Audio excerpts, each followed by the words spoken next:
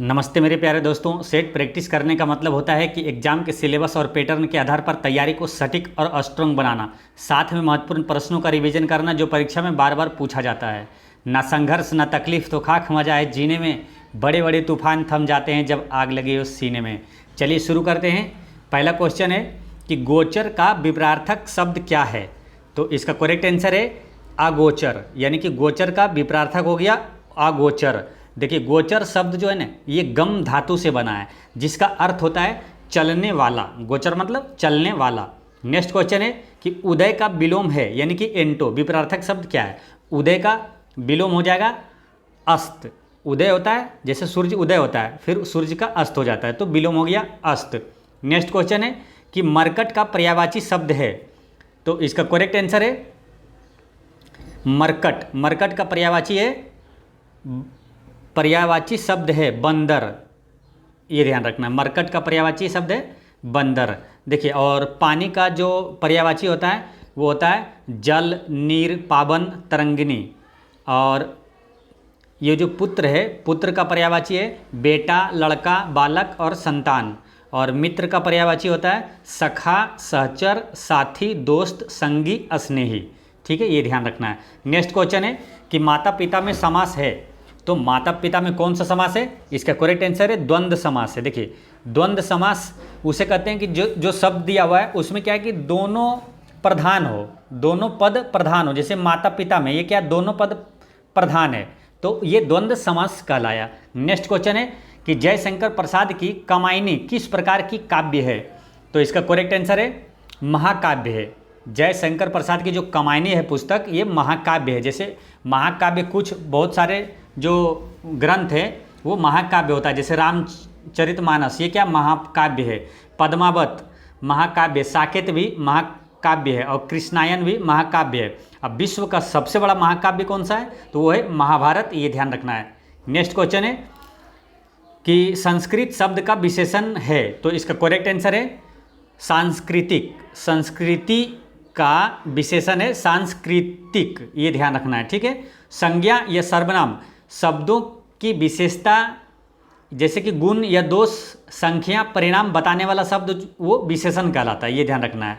तो संस्कृति का विशेषण हो गया सांस्कृतिक। नेक्स्ट क्वेश्चन है कि गंगा स्तुति कविता के कवि कौन है। इसका करेक्ट आंसर है विद्यापति। गंगा स्तुति कविता के कवि कौन है? विद्यापति। नेक्स्ट क्वेश्चन है कि निम्नांकित में से शुद्ध वाक्य का चयन करें। तो इसका करेक्ट आंसर है मेरे कमीज में 4 बटने हैं। ये ध्यान रखना है। देखिए, यहाँ मेरे कमीज में 4 बटने यहाँ भी है, लेकिन यहाँ ध्यान रखना है कि ये अनुसार है ना, यहाँ ये अनुसार नहीं होगा, ये शुद्ध वाक्य ये है मेरे कमीज में 4 बटने हैं। नेक्स्ट क्वेश्चन है जिसे जीता ना जा सके। तो वाक्यांश के लिए एक शब्द क्या होगा? जिसे जीता ना जा सके उसे कहते हैं अजय। ये ध्यान रखना है, जिसे जीता ना जा सके वो अजय कहलाता है। नेक्स्ट क्वेश्चन है कि अटका बनिया दे उधार मुहावरे का सही अर्थ क्या है?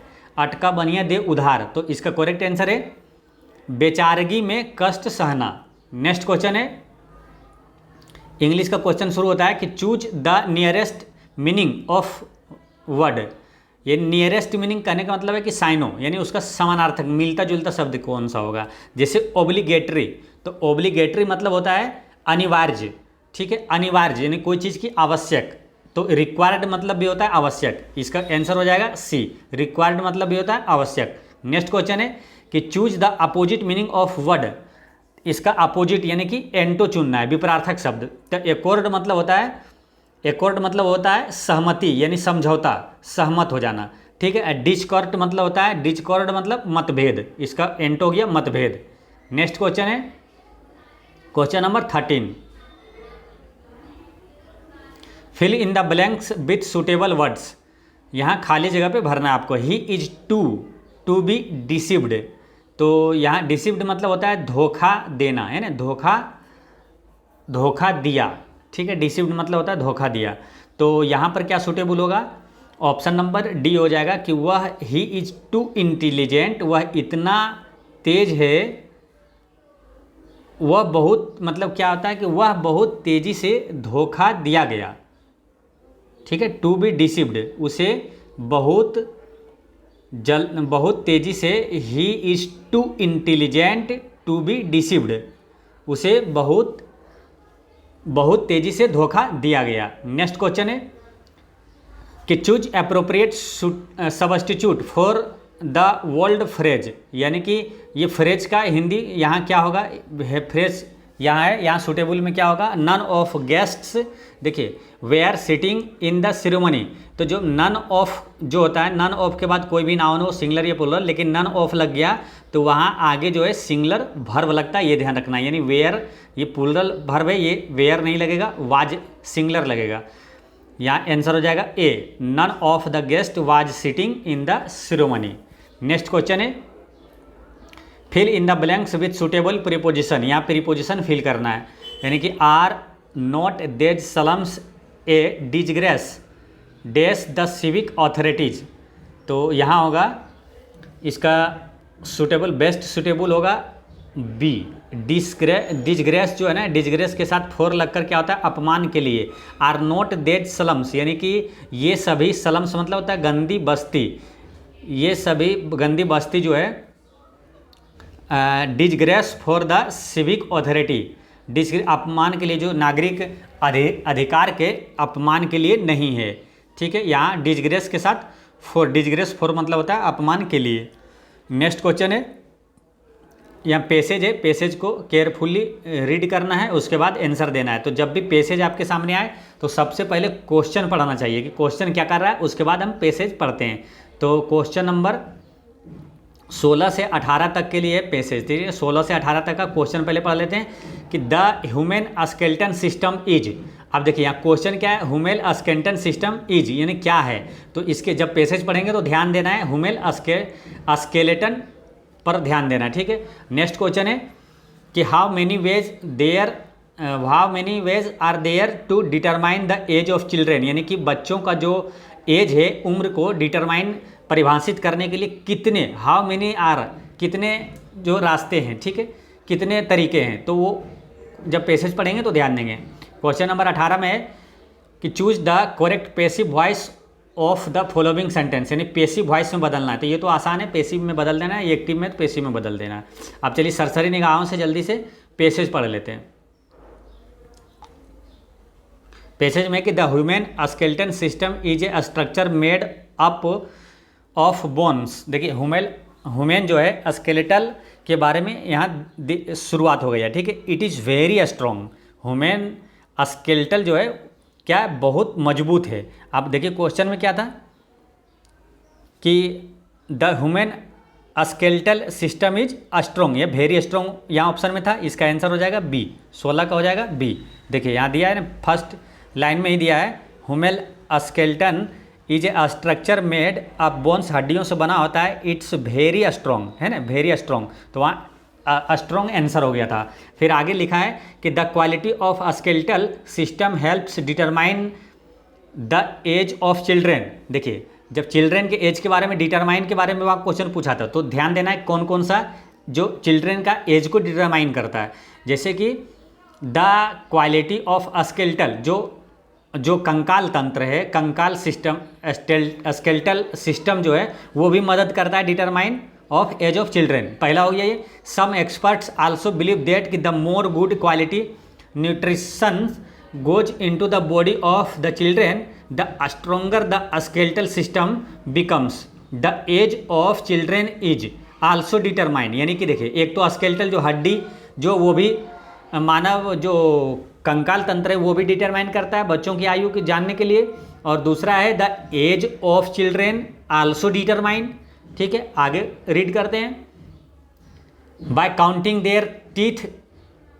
बच्चे को दांत को भी है ना, दांत गिनकर भी उसकी आयु को पता कर सकते हैं। This process is mostly used, है ना, at the places where a supporting events are held. Next है कि बाय काउंटिंग देयर टीथ, यानी कि बच्चों के दांत को गिनती करके experts easily find out their age, आसानी से उनकी उम्र का पता कर लेते हैं। Get the children to compete with children to the same age, it means that to determine the age of children. अब यहाँ बताया गया कंक्लूजन के रूप में कि चिल्ड्रेन की जो आयु है उसको डिटरमाइन कैसे करते हैं। You can examine their skeletal system, देखिए पहला ये होगा स्केलेटल सिस्टम, फिर काउंट देयर टीथ, 2 हो गया, फिर काउंट द ईयर, उसकी आयु जो है एज जो है कितने वर्ष का हुआ है, ये 3 चीज़ को हो गया है ना, skeletal system, teeth and count the year.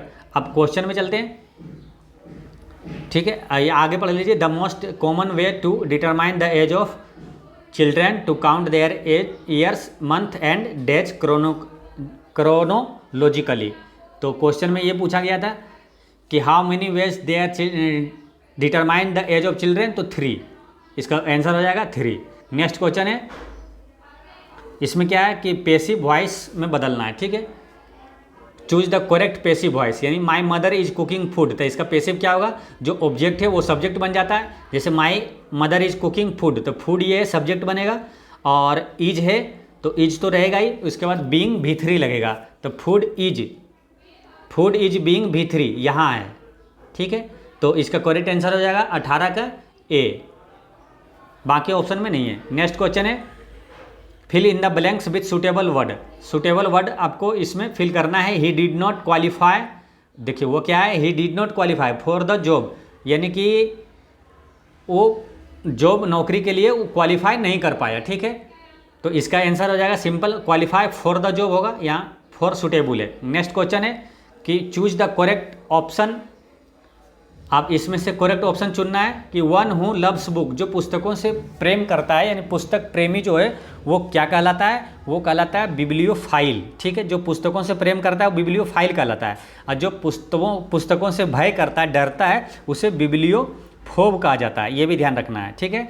अब यहाँ प्लेगियरिस्ट है, तो प्लेगियरिस्ट मतलब होता है कि साहित्य की चोरी, वन हु अस्टोलन, किसी का जो है ना साहित्य का जो है वो चोरी कर लेता है, तो वो प्लेगियरिस्ट कहलाता है। अब पॉलीग्लोट मतलब होता है बहुभाषी, जो कई भाषा जानता हो, पॉलीग्लोट कहलाता है।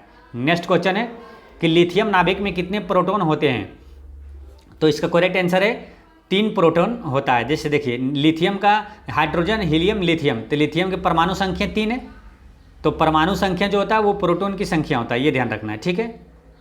और न्यूट्रॉन की संख्या, इसमें द्रव्यमान, लिथियम का द्रव्यमान कितना है, तो द्रव्यमान संख्या है इसका 7, तो न्यूट्रॉन निकालना है, न्यूट्रॉन कितना हो जाएगा, तो 7 में से ये 3 घट जाएगा, तो 4 न्यूट्रॉन इसमें पाया जाता है। नेक्स्ट क्वेश्चन है, यानी कि ऐसे समझिए प्रोटॉन और न्यूट्रॉन का जो प्लस करते हैं तब द्रव्यमान निकलता है। नेक्स्ट क्वेश्चन है कि ऑक्सीजन का परमाणु द्रव्यमान क्या है, तो ऑक्सीजन का परमाणु द्रव्यमान, इसका करेक्ट आंसर है ये 16 है, ठीक है। परमाणु संख्या कितना है, इसका 8 है, ठीक है। देखिए प्रोटॉन प्लस न्यूट्रॉन बराबर हो जाता है द्रव्यमान की संख्या, ठीक है। द्रव्यमान की संख्या मान के चलिए A, ठीक है। तो अब यहाँ से कभी आपको दे दे कि प्रोटॉन दिया है और द्रव्यमान दिया है, न्यूट्रॉन निकालना है, न्यूट्रॉन निकल जाएगा। न्यूट्रॉन दिया है, द्रव्यमान दिया है, प्रोटॉन निकालना, वो निकल जाएगा, यानी प्रोटॉन की संख्या और न्यूट्रॉन की संख्या दोनों जोड़ते हैं तो द्रव्यमान की संख्या निकल जाता है। नेक्स्ट क्वेश्चन है कि कीटों का मनुष्यों, पर्यावरण एवं अन्य जीवों के साथ संबंधों का अध्ययन निम्नलिखित में से क्या कहलाता है, तो इसका करेक्ट आंसर है ये एंटोमोलॉजी कहलाता है। कीटों का अध्ययन एंटोमोलॉजी, एंटो कीटो, ऐसे याद रखना है, कीटो एंटो, ठीक है। और ये है यहाँ माइकोलॉजी, माइकोलॉजी में क्या होता है, कवक का अध्ययन क्या कहलाता है, माइकोलॉजी। जैसे आपको याद करवाए थे पिछले वीडियो में साफ काम, यानी कि शैवालों का अध्ययन फाइकोलॉजी, काम यानी कवक का अध्ययन माइकोलॉजी। और या एथोलॉजी मतलब क्या होता है, एथोलॉजी में प्राणियों के आचार तथा व्यवहार का अध्ययन किया जाता है, ये ध्यान रखना है। और ऑर्नियोथोलॉजी मतलब होता है पक्षियों का अध्ययन, जैसे पक्षी उड़ता है तो ओर्नी ऐसे याद कर रख लेना, ऑर्निथोलॉजी, उड़ता है यानी ऑर्निथोलॉजी, पक्षियों का अध्ययन। नेक्स्ट क्वेश्चन है कि ध्वनि तरंगों की उत्पत्ति और संचरण के अध्ययन को क्या कहा जाता है, तो इसका करेक्ट आंसर है एकाउटिक्स कहा जाता है, एकाउटिक्स। ध्वनि तरंगों की उत्पत्ति एवं संचरण का अध्ययन एकाउटिक्स कहा जाता है, ठीक है। अब ध्वनि को किस में मापा जाता है, तो डेसिबल में मापा जाता है, ये ध्यान रखना है, ठीक है। और यहाँ है फोनोटिक्स, फोटोनिक्स मतलब होता है प्रकाश तरंगों का अध्ययन, फोटोनिक्स कहलाता है। और एस्ट्रोफिजिक्स मतलब होता है एस्ट्रो मतलब होता है खगोल से संबंधित, तो एस्ट्रोफिजिक्स यानी खगोलीय पिंडों की रचना तथा उनके भौतिक लक्षणों का अध्ययन करना है, ठीक है। और ऑप्टिक्स मतलब होता है, ऑप्टिक्स का मतलब होता है प्रकाश का विस्तृत अध्ययन। नेक्स्ट क्वेश्चन है कि मच्छरों द्वारा फैलने वाला रोग कौन कौन है। तो मच्छर से जो फैलता है वो देखिए, टाइफाइड ये नहीं होगा क्योंकि टीबी बैक्टीरिया से होता है, टाइफाइड हैजा बैक्टीरिया से होता है, ये नहीं होगा। और पोलियो वायरस से होता है, ये नहीं होगा। वेरी वेरी विटामिन बी की कमी से होता है। मलेरिया, डेंगू, चिकनगुनिया, ये जो है ये मच्छर के काटने से फैलता है, ये ध्यान रखना है। मलेरिया, डेंगू, चिकनगुनिया, ये तीनों। नेक्स्ट क्वेश्चन है कि एक व्यक्ति के मसूड़े से खून निकलता है तथा उसे थकान महसूस होती है, यह किस रोग का लक्षण है। तो ये स्कर्वी रोग का लक्षण है, ठीक है। देखिए मसूड़े की समस्या जो होती है विटामिन सी की कमी से होता है। विटामिन सी का जो नाम है वो विटामिन सी की कमी से जो रोग होता है स्कर्वी रोग होता है, ठीक है। विटामिन सी का रासायनिक नाम होता है एस्कॉर्बिक एसिड, ठीक है। और विटामिन बी के कमी से होता है बेरी बेरी रोग, ठीक है। और ये जो है विटामिन डी के कमी से होता है रिकेट्स रोग, ठीक है। और रतौंधी किसके कमी से होता है, विटामिन ए की कमी से होता है। नेक्स्ट क्वेश्चन है निम्नलिखित में से कौन सी बीमारी रुके हुए पानी से हो सकती है। तो रुके हुए पानी में क्या मच्छर होता है, पहले मच्छर हो जाता है तो उससे मलेरिया हो सकता है, ठीक है। इसका करेक्ट आंसर हो गया सी। नेक्स्ट क्वेश्चन है कि वन के पारिस्थितिक तंत्र में कवक को किस समूह में रखा गया है। इसका करेक्ट आंसर है अपघटक समूह में रखा गया है। नेक्स्ट क्वेश्चन है 29 कि सजीवों में श्वसन से संबंधित अंग है। तो सजीवों में श्वसन अंग जो होता है वो देखिए, इसका करेक्ट आंसर है ऑप्शन नंबर बी, गलफड़ा, त्वचा और फेफड़ा, ये श्वसन अंग है। गलफड़े से भी लेते हैं, त्वचा से भी और फेफड़े से भी।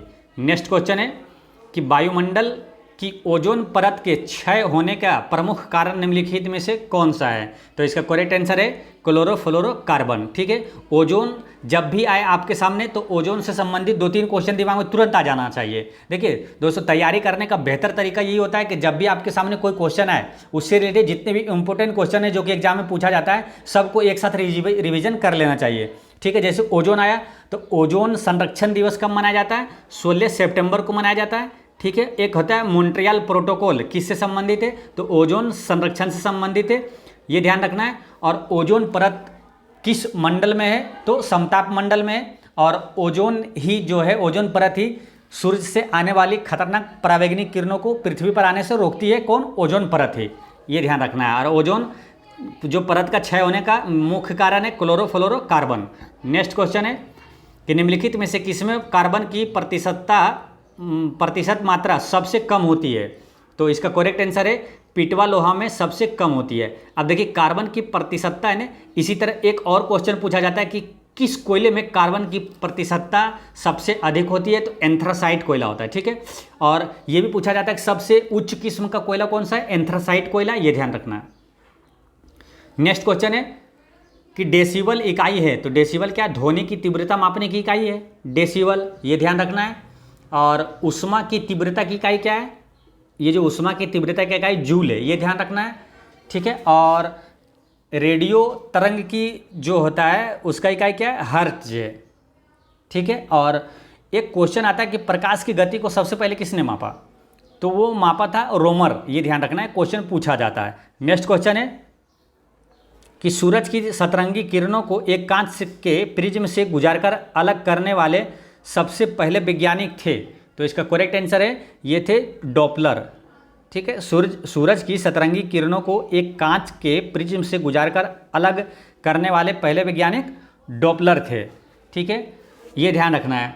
और प्रकाश की गति को सबसे पहले रोमर ने मापा था। और ये जो बल्ब का आविष्कार किसने किया था, तो ये एडिसन किया था, ये ध्यान रखना है, ठीक है। बल्ब का आविष्कार एडिसन ने किया था। अच्छा, परमाणु भौतिकी का जनक कौन है, तो परमाणु भौतिकी का जनक या तो पूछे कि परमाणु के नाभिक की खोज किसने किया, तो वो है रदरफोर्ड, ठीक है। और न्यूटन तो गुरुत्वाकर्षण नियम दिया और गति का नियम जो दिया न्यूटन ने दिया, ये ध्यान रखना है। नेक्स्ट क्वेश्चन है कि खाद्य प्रयुक्त होने वाले अम्ल का नाम क्या है? तो इसका करेक्ट आंसर है बेंजोइक अम्ल, यानी कि कोई भी खाद्य संरक्षण जो करते हैं तो उसमें बेंजोइक अम्ल का प्रयोग किया जाता है, ये ध्यान रखना है। और जैसे यहाँ टोर्टोरिक अम्ल है, तो टोर्टोरिक अम्ल किस में पाया जाता है? तो अंगूर और कच्चा आम में पाया जाता है, ठीक है। एसिटिक अम्ल ये पूछा जाता है, ठीक है, एसिटिक अम्ल सिरका में पाया जाता है, ठीक है। और ऑक्जेलिक अम्ल जो है, ये ऑक्जेलिक एसिड जो वो टमाटर में भी पाया जाता है। और ऑक्जेलिक अम्ल का प्रयोग जैसे कि कपड़े में दाग धब्बे छुड़ाने के लिए किसका प्रयोग किया जाता है? ऑक्जेलिक एसिड का ही प्रयोग किया जाता है, ठीक है। और सिट्रिक अम्ल जो है, सिट्रिक अम्ल भी पूछा जाता है। सिट्रिक अम्ल जो है वो नींबू, संतरे और खट्टे फलों में पाया जाता है। नेक्स्ट क्वेश्चन है कि साधारणतः खाने में प्रयुक्त होने वाला नमक सोडियम क्लोराइड कहलाता है, ठीक है। तो बेकिंग सोडा क्या है? तो बेकिंग सोडा जो होता है ना, वो होता है सोडियम बाइकार्बोनेट। देखिए बेकिंग बाइकार्बोनेट ऐसे याद रखना है। इसका करेक्ट आंसर है सोडियम बाइकार्बोनेट, इसे खाने वाला सोडा भी कहते हैं, ठीक है।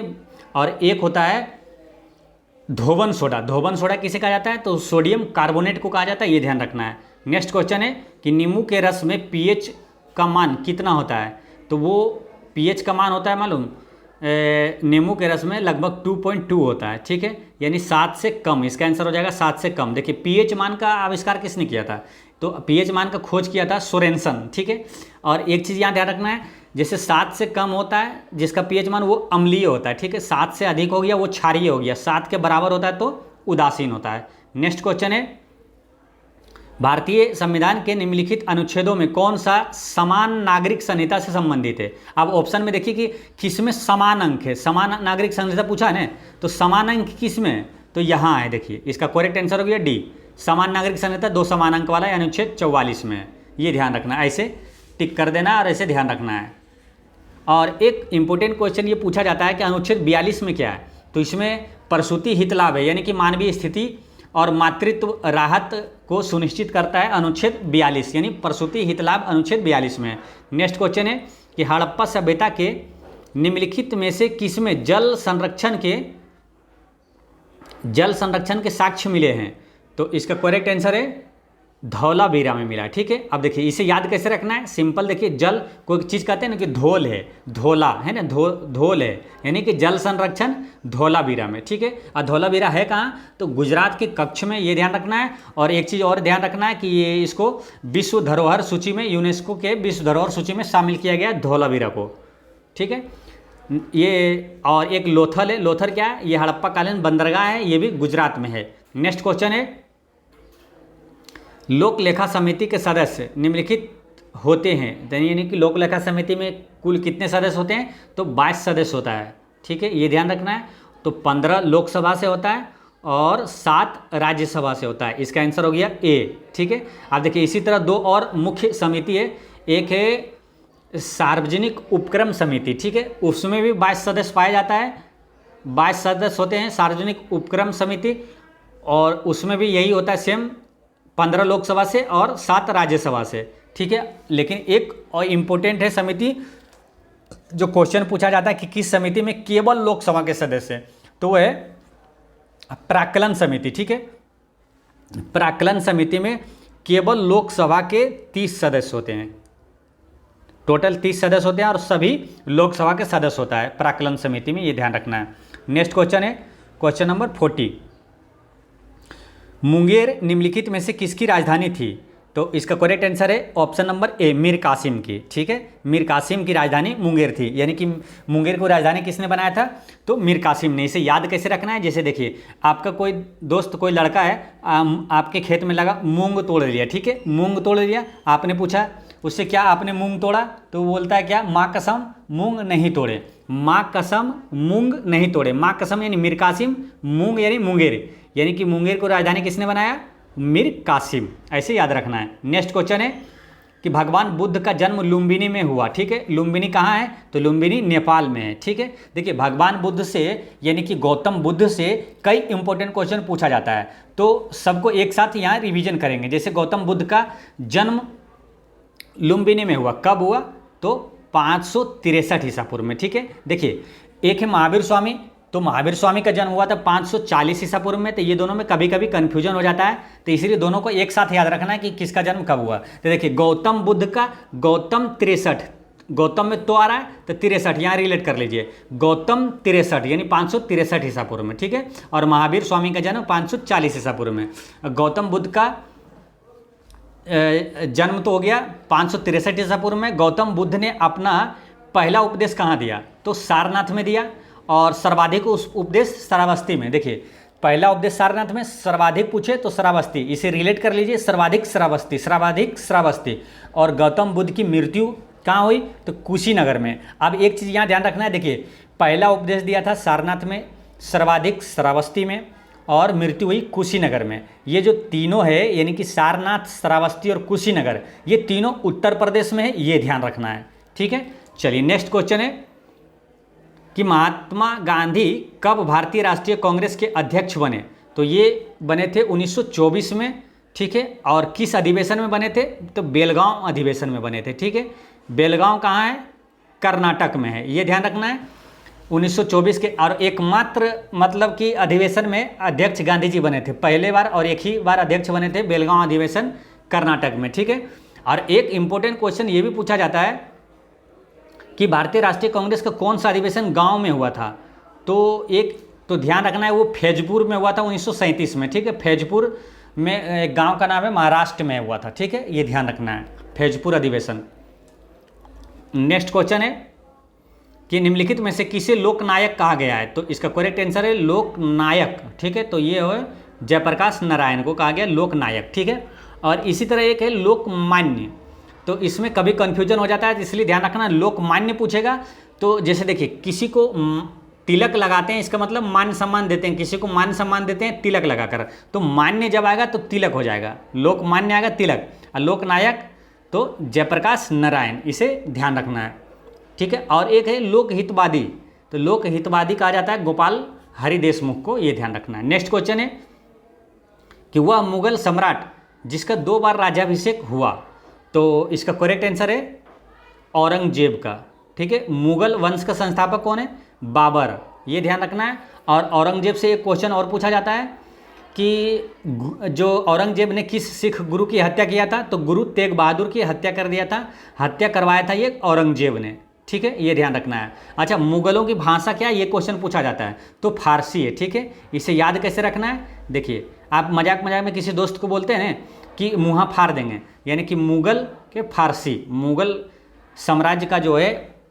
भाषा क्या है, फारसी। नेक्स्ट क्वेश्चन है कि गौतम बुद्ध के संवादों की भाषा क्या है, तो इसका करेक्ट आंसर है पाली भाषा है, ठीक है। गौतम बुद्ध ने, एक क्वेश्चन पूछा जाता है, गौतम बुद्ध ने जो पहला उपदेश दिया था सारनाथ में, तो उसे क्या कहा जाता है, बौद्ध ग्रंथ में इसे क्या कहा जाता है, तो धर्म चक्र प्रवर्तन कहा जाता है। नेक्स्ट क्वेश्चन है कि राजस्व में रैयतवाड़ी प्रयोग यानी रैयतवाड़ी व्यवस्था को प्रारंभ किसके द्वारा किया गया, तो इसका करेक्ट आंसर है थॉमस मुनरो ने किया था, ठीक है। देखिए ये रैयतवाड़ी व्यवस्था ने इस टाइप का 3 इंपॉर्टेंट क्वेश्चन है जो कि एग्जाम में हमेशा पूछा जाता है, और कभी कन्फ्यूजन ना हो इसलिए तीनों को एक साथ देखिए। एक तो रैयतवाड़ी व्यवस्था है, ठीक है, एक है अस्थाई बंदोबस्त, तो अस्थाई बंदोबस्त किसने शुरू किया, तो वो कॉर्नवालिस ने किया, कई बार पूछा गया एग्जाम में और हमेशा पूछा जाता है। अस्थाई बंदोबस्त 42, इसे याद रखिए, बंदोबस्त 42। एक है स्थानीय स्वशासन, काफ़ी इंपॉर्टेंट है ये भी, स्थानीय स्वशासन किसने शुरू किया, तो ये रिपन किया था, लॉर्ड रिपन ने, ठीक है। तो कॉर्न 42, देखिए बंदोबस्त को 42 से रिलेट कर लीजिए, स्थानीय स्वशासन रिपन ऐसे, और रैयतवाड़ी को थॉमस मुनरो ने किया था। नेक्स्ट क्वेश्चन है कि निम्न में से कौन ब्रिक्स राष्ट्र नहीं है, तो ब्रिक्स का सदस्य देश कौन नहीं है, तो देखिए इसमें कौन कौन सा है, ब्राज़ील, रूस, इंडिया, और सी से चाइना और साउथ अफ्रीका, दक्षिण अफ्रीका, ये देश है इसमें, ठीक है। तो इसमें कौन सा नहीं है, ब्रिटेन नहीं है, ये ध्यान रखना है। इसका करेक्ट आंसर हो जाता है सी, ब्रिटेन नहीं है। अब इंपॉर्टेंट क्वेश्चन एक ये पूछा जाएगा आपसे कि ब्रिक्स शिखर सम्मेलन 2023 कहाँ हुआ, तो ये दक्षिण अफ्रीका में हुआ, ये ध्यान रखना है। ब्रिक्स शिखर सम्मेलन 2023 दक्षिण अफ्रीका में हुआ था। नेक्स्ट क्वेश्चन है कि श्रीलंका का राष्ट्रीय प्रतीक है, तो इसका करेक्ट आंसर है ये सोने का शेर, तो इसे याद ऐसे रखना है। श्रीलंका में था ना कि लंका, जो सोने का लंका है, तो उसी से रिलेट कर लीजिए। सोने का शेर किस देश का राष्ट्रीय प्रतीक है, तो श्रीलंका का है। ठीक है, भारत का राष्ट्रीय प्रतीक क्या है? अशोक स्तंभ। नेक्स्ट क्वेश्चन है कि निमारी जो है एक नस्ल है, किसकी है? तो इसका करेक्ट आंसर है ये गाय की नस्ल है, निमारी गाय की नस्ल है। नेक्स्ट क्वेश्चन है कि उदयपुर वन्यजीव अभयारण्य स्थित है, तो इसका करेक्ट आंसर है ये बिहार में है। उदयपुर वन्यजीव अभयारण्य बिहार में है। बिहार में कहाँ है, किस जिले में है? तो पश्चिम चंपारण में, ये ध्यान रखना है। देखिए पश्चिम चंपारण से कई इंपॉर्टेंट है क्वेश्चन जो पूछा जाता है, तो आपको ये ध्यान रखना है। जैसे कि भारत का जो राष्ट्रीय उद्यान है ना, तो ये क्वेश्चन आता है कि बिहार का एकमात्र राष्ट्रीय उद्यान कौन सा है? तो वाल्मीकि राष्ट्रीय उद्यान है। ठीक है, कहाँ है? पश्चिमी चंपारण में। वाल्मीकि राष्ट्रीय उद्यान कहाँ है? पश्चिमी चंपारण में। अच्छा, बिहार का सबसे बड़ा जिला कौन सा है क्षेत्रफल की दृष्टि से? तो वो पश्चिम चंपारण है। बिहार का सर्वोच्च शिखर वो कौन सा है? तो सोमेश्वर का किला है, कहाँ है? पश्चिम चंपारण में। गांधी जी ने पहला सत्याग्रह कहाँ किया? पश्चिम चंपारण में किया था। तो ये सारे इंपॉर्टेंट क्वेश्चन ध्यान रखना है। नेक्स्ट क्वेश्चन है कि राष्ट्रीय गीत वंदे मातरम किसने लिखा? तो इसका करेक्ट आंसर है बंकिम चंद्र चटर्जी ने लिखा। एक क्वेश्चन ये पूछा जाता है कि जो राष्ट्रीय गीत वंदे मातरम किस उपन्यास से लिया गया? तो आनंद मठ से लिया गया। एक क्वेश्चन ये भी पूछा जाएगा आपसे कि आनंद मठ के लेखक कौन है? तो बंकिम चंद्र चटर्जी है। तो इसे याद ऐसे रखना है, आनंद मठ। तो कोई मठ को है ना मीठा से रिलेट कीजिए। ठीक है, आनंद मठ। तो कोई चीज़ मीठा है या तीखा है कैसे पता करेंगे? तो चाट के पता करेंगे, यानी चाट के यानी चटर्जी, यानी आनंद मठ के लेखक कौन है? तो बंकिम चंद्र चटर्जी। नेक्स्ट क्वेश्चन है कि भारतीय राष्ट्रीय कांग्रेस के कौन से अधिवेशन के अध्यक्ष गांधी जी थे? तो एकमात्र बेलगांव अधिवेशन के अध्यक्ष गांधी जी थे। ठीक है, 1924 में हुआ था, और बेलगांव कहाँ है? कर्नाटक में है। नेक्स्ट क्वेश्चन है कि सम्राट अशोक के पिता थे, तो इसका करेक्ट आंसर है बिंदुसार। ठीक है, ये बिंबिसार और बिंदुसार ध्यान रखना है। बिंबिसार जो ये हर्यक वंश के संस्थापक है। ये बिंदुसार जो है ये मौर्य वंश का शासक है। ठीक है, तो ये अशोक के पिता हैं बिंदुसार, ये चीज़ ध्यान रखना है। और आपको इम्पोर्टेंट चीज़ ध्यान रखना है, रेलवे एनटीपीसी में पूछा गया था कि अशोक किसका पौत्र है? तो आपको ये भी ध्यान रखना है, पौत्र यानी पोता, किसका पोता है? तो यहाँ ध्यान रखिए चंद्रगुप्त मौर्य का पुत्र है बिंदुसार, और बिंदुसार का पुत्र है अशोक, यानी अशोक चंद्रगुप्त मौर्य का पौत्र है यानी पोता है। ये ध्यान रखना है। चंद्रगुप्त मौर्य कौन है? मौर्य वंश का संस्थापक है। नेक्स्ट क्वेश्चन है 54, दिल्ली सल्तनत के किस शासक को गुलाम का गुलाम कहा जाता है? तो इसका करेक्ट आंसर है इल्तुतमिश को गुलाम का गुलाम कहा जाता है। देखिए इसमें क्या हुआ था, ये मोहम्मद गौरी का गुलाम था कुतुबुद्दीन ऐबक, और कुतुबुद्दीन ऐबक का गुलाम था इल्तुतमिश, इसीलिए इसे गुलामों का गुलाम कहा जाता है। अब इल्तुतमिश से एक क्वेश्चन पूछा जाता है कि दिल्ली सल्तनत का वास्तविक संस्थापक कौन है? तो वो इल्तुतमिश है। देखिए अगर दिल्ली सल्तनत का संस्थापक सिंपल में पूछा तो वो कुतुबुद्दीन ऐबक है, लेकिन वास्तविक संस्थापक पूछेगा तो वो इल्तुतमिश होगा। नेक्स्ट क्वेश्चन है कि निम्नलिखित में से कौन एक भू आवेष्टित यूरोपीय देश नहीं है? भू आवेष्टित यानी लैंड लॉक कंट्री, वो कौन नहीं है? तो लिथुआनिया जो है ये लैंडलॉक कंट्री नहीं है। देखिए क्योंकि लिथुआनिया जो है ना वो बाल्टिक सागर से सटा हुआ है। नेक्स्ट क्वेश्चन है, और बाकी ये हंगरी, अजरबैजान और चेक गणराज्य ये भू आवेष्टित देश है। नेक्स्ट क्वेश्चन है कि तीरंदाजी निम्न में से किस देश का राष्ट्रीय खेल का नाम है? तो इसका करेक्ट आंसर है भूटान के है। ठीक है, तीरंदाजी भूटान का, इसे याद ऐसे रखना है। जैसे देखिए भूटान का अगर पूछा कि राष्ट्रीय खेल क्या है तो वो तीरंदाजी है, तो इसे याद ऐसे रखिए। जैसे तीर जब चलाते हैं तो कोई उसे टान के, है ना, टान के यानी पीछे खींचते हैं, तो उसको हम लोग गाँव में क्या बोलते हैं? टान के, यानी कि भूटान के राष्ट्रीय खेल हो गया तीरंदाजी। नेक्स्ट क्वेश्चन है, और यहाँ पर एक दो और याद रख सकते हैं। जैसे राष्ट्रीय खेल पूछा तो भारत का राष्ट्रीय खेल क्या है? हॉकी है। ठीक है, जापान का राष्ट्रीय खेल जूडो है, चीन का टेबल टेनिस है, बांग्लादेश का राष्ट्रीय खेल क्या है? कबड्डी है, और मलेशिया का क्या है? मलेशिया का राष्ट्रीय खेल है बैडमिंटन। नेक्स्ट क्वेश्चन है कि निम्नलिखित में से कौन जैव निम्नकरणीय है? तो जैव निम्नकरणीय का मतलब होता है क्या मालूम? देखिए जैव निम्न वे पदार्थ जो जैविक प्रक्रम द्वारा अपघटित हो जाता है वो जैव निम्नकरणीय पदार्थ कहलाता है। तो इसमें जैव निम्नकरणीय पदार्थ है रबर। ठीक है, बाकी ये अजैव निम्नकरणीय पदार्थ है प्लास्टिक और पॉलीथीन। नेक्स्ट क्वेश्चन है जनसंख्या नियंत्रण निम्न में से किस सूची का विषय है? तो तो ये है समवर्ती सूची का विषय, ये ध्यान रखना है। इसका करेक्ट आंसर हो गया सी, समवर्ती सूची। अच्छा, समवर्ती सूची में अभी कितने विषय हैं? तो 52 विषय, ये भी ध्यान रखना है। देखिए, समवर्ती सूची का मतलब होता है कि उसमें संसद और राज्य विधानसभा ये दोनों मिलकर उसमें कानून बनाता है, और संघ सूची में केवल संसद जो होता है वो कानून बनाता है, राज्य सूची में विधानसभा वो कानून बनाता है। नेक्स्ट क्वेश्चन है कि निम्नलिखित में से कौन एक पंचायती राज संस्था है? तो इसमें पंचायती राज संस्था है जिला पंचायत। ठीक है, देखिए पंचायती राज जो है ना काफ़ी इंपॉर्टेंट है, इससे कई क्वेश्चन पूछा जाता है। जैसे कि सबसे पहले पंचायती राज व्यवस्था किस राज्य में लागू हुआ? तो वो हुआ राजस्थान के नागौर जिले में लागू हुआ था। ठीक है, और पंचायती राज केवीं अनुसूची के तहत जोड़ा गया? तो 11वीं अनुसूची के तहत। देखिए, पंचायती राज जब भी पढ़ेंगे तो साथ साथ नगर पालिका भी पढ़ना है, तो साथ साथ वो याद रहेगा। देखिए, ये 11वीं अनुसूची में पंचायती राज, 12वीं अनुसूची में नगर पालिका। ठीक है, और पंचायती राज केवीं संशोधन, संविधान संशोधन के तहत जोड़ा गया? तो 73वां, और नगर पालिका 74वां संविधान संशोधन। ये साथ में याद रखना है। एक क्वेश्चन इंपॉर्टेंट पूछा जाता है कि ग्राम पंचायत का गठन किस अनुच्छेद में? तो अनुच्छेद 46 में, ये ध्यान रखना है। नेक्स्ट क्वेश्चन है कि चचनामा मूल रूप से एक अरबी कृति का फारसी में अनुवाद निम्नलिखित में से किसके द्वारा किया गया था? तो इसका करेक्ट आंसर है ये किया गया था अलबुकर्क द्वारा। ठीक है, अलबुकर्क मैंने मोहम्मद अली बिन अबू बकर कूफी के द्वारा किया गया था। नेक्स्ट क्वेश्चन है कि दिल्ली पर आक्रमण करने वाला प्रथम पेशवा कौन था? इसका करेक्ट आंसर है ये बाजीराव प्रथम था। दिल्ली पर आक्रमण करने वाला प्रथम पेशवा बाजीराव प्रथम था। नेक्स्ट क्वेश्चन है कि राष्ट्रीय महिला आयोग की प्रथम अध्यक्ष कौन थी? तो ये जयंती पटनायक थी, श्रीमती जयंती पटनायक। अच्छा, अगर आप करंट में आपसे पूछा जाए कि राष्ट्रीय महिला आयोग के वर्तमान अध्यक्ष कौन है, तो वो है रेखा शर्मा, ये ध्यान रखना है। और एक नाम यहाँ आ रहा है नीरजा मिश्रा, ये कौन है मालूम? ये भी इंपॉर्टेंट है। अशोक चक्र पाने वाली प्रथम महिला कौन सा है? तो वो है नीरजा मिश्रा ही है। नेक्स्ट क्वेश्चन है, इसमें लोकसभा सीट सुमेलित करना है। तो महाराष्ट्र में कितना लोकसभा सीट है? 48 है, उड़ीसा में 21 है, और केरल में 20 है, और गोवा में 2 है। तो इसका करेक्ट आंसर हो जाता है ए। अच्छा, सबसे ज़्यादा लोकसभा सीट किस राज्य में है? तो वो है यूपी में, ये ध्यान रखना है। नेक्स्ट क्वेश्चन है 64, जनता दल यूनाइटेड यानी जदयू पार्टी का गठन कब हुआ? तो ये हुआ था 1999 में। ठीक है, 1999 में। और किसने किया? तो जदयू का जो गठन है ना शरद यादव और नीतीश कुमार ने दोनों मिलकर किए थे। नेक्स्ट क्वेश्चन है क्वेश्चन नंबर 65,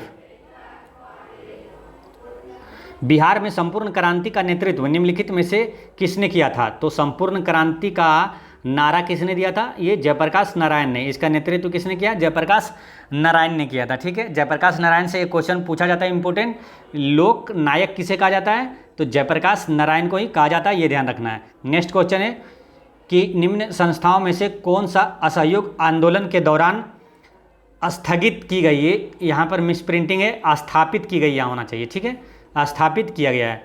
तो ये काशी विद्यापीठ की स्थापना किया गया था, और गुजरात विद्यापीठ और जामिया मिलिया विद्यापीठ की स्थापना किया गया था, ये ध्यान रखना है। देखिए 1920 से 22 के दौरान किसकी स्थापना किया गया था, ये पूछा गया। ठीक है, इसका आंसर हो जाता है सी। अब एक बार थोड़ा डिटेल में ये समझिए कि काशी विद्यापीठ की स्थापना 1921 में हुआ था। ठीक है, और गुजरात विद्यापीठ की स्थापना 1920 में हुआ था, और जामिया मिलिया का भी 1920 में हुआ था। और ये जो काशी हिंदू विश्वविद्यालय है, ये यानी कि बनारस हिंदू विश्वविद्यालय का स्थापना जो है ना किया था 1916 में हुआ था, ये मदन मोहन मालवीय ने किया था। नेक्स्ट क्वेश्चन है, इसका आंसर सी हो गया था। नेक्स्ट क्वेश्चन है कि निम्नलिखित में से किसने वर्नाक्यूलर प्रेस एक्ट का प्रवर्तन किया? तो इसका करेक्ट आंसर है ये आया था लॉर्ड लिट्टन के समय। ठीक है, लॉर्ड लिट्टन, इसे समाप्त हुआ 1882 में, ये लॉर्ड रिपन के समय में समाप्त हुआ था। नेक्स्ट क्वेश्चन है कि हंटर कमीशन की रिपोर्ट में विकास पर विशेष जोर दिया गया। ये हंटर कमीशन है, प्राथमिक शिक्षा पर जोर दिया गया था।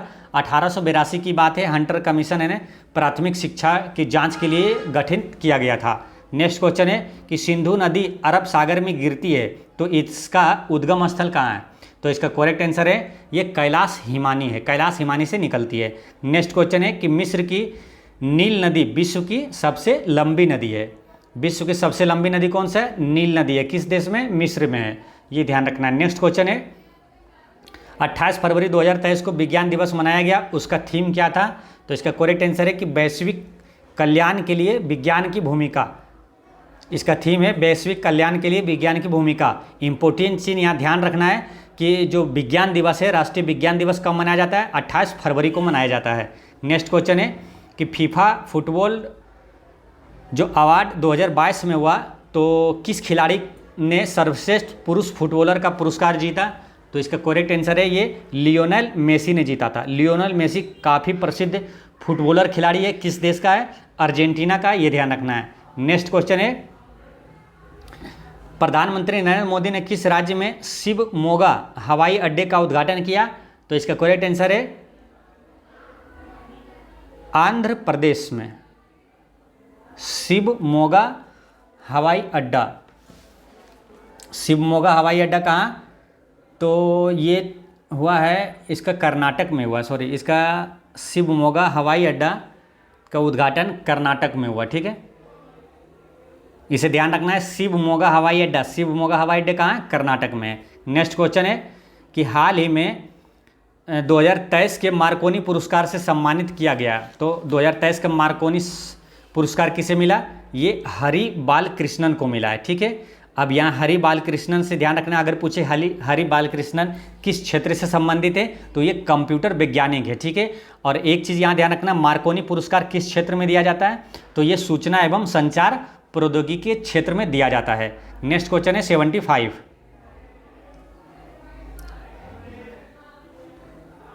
75 में क्रिकेट के T20 प्रारूप में सबसे अधिक विकेट लेने वाले गेंदबाज हाल ही में कौन बन गए हैं? तो ये बने हैं साकिबुल हसन। साकिबुल हसन जो है किस देश के खिलाड़ी है? तो ये बांग्लादेश के ऑलराउंडर है। नेक्स्ट क्वेश्चन है कि भारतीय सेना ने पहली मध्यम दूरी की सतह से हवा में मार करने वाली मिसाइल MRSAM रेजिमेंट को खड़ा किया है। इस रेजिमेंट को प्रदान किए गए MRSAM का क्या नाम है? तो इसका करेक्ट आंसर है ए अभ्र। इसका नाम क्या है? अभ्र। नेक्स्ट क्वेश्चन है कि किस शहर ने एशिया के सबसे बड़े life sciences and health care convention bio Asia के 20वें संस्करण की मेजबानी की? तो इसका करेक्ट आंसर है ये हैदराबाद ने किया। नेक्स्ट क्वेश्चन है कि एक्सरसाइज डेजर्ट फ्लैग 8 अभ्यास में भाग लेने के लिए भारतीय वायुसेना की टुकड़ी किस देश पहुंची? तो इसका करेक्ट आंसर है UAE मतलब संयुक्त अरब अमीरात। ठीक है, देखिए यहाँ एक चीज़ ये ध्यान रखना सिंपल कि डेजर्ट फ्लैग भारत और किस देश के बीच संयुक्त सैन्य अभ्यास है? तो भारत और संयुक्त अरब अमीरात के बीच संयुक्त सैन्य अभ्यास है डेजर्ट फ्लैग। ठीक है, संयुक्त अरब अमीरात की राजधानी कहाँ है? Abu Dhabi. नेक्स्ट क्वेश्चन है कि किस फिल्म ने 6वें Hollywood critics association film awards में सर्वश्रेष्ठ अंतर्राष्ट्रीय फिल्म का पुरस्कार जीता है? तो इसका करेक्ट आंसर है ये RRR ने जीता, RRR। नेक्स्ट क्वेश्चन है कि 7 वर्षीय प्रिंस जिग्मे नामग्याल वांगचुक किस देश के पहले डिजिटल नागरिक बने? तो पहले डिजिटल नागरिक बने हैं ये भूटान के। ठीक है, कौन है? तो प्रिंस जिग्मे नामग्याल वांगचुक, ये भूटान के पहले डिजिटल नागरिक बने हैं। और भूटान की राजधानी कहाँ है? थिम्पू। एक क्वेश्चन इंपोर्टेंट भूटान से पूछा जाता है कि भूटान की मुद्रा क्या है? तो नगुल्ट्रम है, ये ध्यान रखना है। नेक्स्ट क्वेश्चन है कि किस राज्य में भारत और उज्बेकिस्तान द्विवार्षिक सैन्य अभ्यास दस्तलिक 2023 का आयोजन किया गया? तो ये उत्तराखंड में किया गया। ठीक है, अब तो ये ध्यान रखना है दस्तलिक जो है ये संयुक्त सैन्य अभ्यास भारत और किस देश के बीच है? भारत और उज्बेकिस्तान के साथ है। नेक्स्ट क्वेश्चन है कि अंतर्राष्ट्रीय क्रिकेट में सबसे तेज 25,000 रन बनाने वाले दुनिया के पहले बल्लेबाज कौन बने हैं? तो इसका करेक्ट आंसर है विराट कोहली बने हैं। ठीक है दोस्तों, अब यहाँ से मैथ और रीजनिंग का क्वेश्चन शुरू होता है। इसका डिटेल सॉल्यूशन मैं आपको कल अलग से एक वीडियो में दूंगा और बाकी जितने पिछले सेट है सबका मैथ और रीजनिंग का सॉल्यूशन किया हुआ है, आप प्लेलिस्ट में जाकर देख सकते हैं। तो फिलहाल मैं इसका आंसर अब जल्दी आंसर बता देता हूँ, बाकी इसका डिटेल सॉल्यूशन कल मैं दूंगा। तो देखिए 83 का आंसर है, 83 का आंसर है डी। नेक्स्ट क्वेश्चन है 84 का आंसर है सी। नेक्स्ट क्वेश्चन है 85 का आंसर है सी। नेक्स्ट क्वेश्चन है नेक्स्ट क्वेश्चन है आपका 86 का आंसर है बी, और 87 का आंसर है 87 का आंसर है सी, 88 का आंसर है सी। नेक्स्ट क्वेश्चन है 89 का आंसर है सी, और 90 का आंसर है ए, 91 का आंसर है 91 का आंसर हो जाएगा ए, और 92 का आंसर है ए। नेक्स्ट क्वेश्चन है 93 का आंसर है ए, 94 का आंसर है 94 का आंसर हो जाएगा आपको ए, और 95 का आंसर है 95 का आंसर है ए, 96 का आंसर है 96 का आंसर हो जाएगा बी, और 97 का आंसर है 97 का आंसर हो जाएगा आपका बी, और 98 का आंसर है 98 का आंसर हो जाएगा सी, और 99 का आंसर है ए, और क्वेश्चन नंबर 100 का आंसर है ऑप्शन नंबर सी। दोस्तों इस तरह सटीक 100 MCQ होता है समाप्त। और पिछले वीडियो में मैंने आपसे क्वेश्चन पूछा था कि ओजोन संरक्षण दिवस कब मनाया जाता है, तो इसका करेक्ट आंसर है 16 सितंबर को मनाया जाता है। और आज का क्वेश्चन है कि पटना हाईकोर्ट की स्थापना कब हुआ, और इसका आंसर आप कमेंट में दीजिएगा, और कोई भी डाउट हो तो कमेंट में पूछिएगा। और साथ में आप पटना हाईकोर्ट के साथ साथ आप पटना विश्वविद्यालय की स्थापना कब हुआ वो भी बताइए, क्योंकि दोनों का साथ में मतलब कि लगातार एक साल के बाद एक साल में हुआ था, लगातार हुआ था। तो इसका आंसर आप कमेंट में दीजिएगा। कोई भी डाउट हो कमेंट में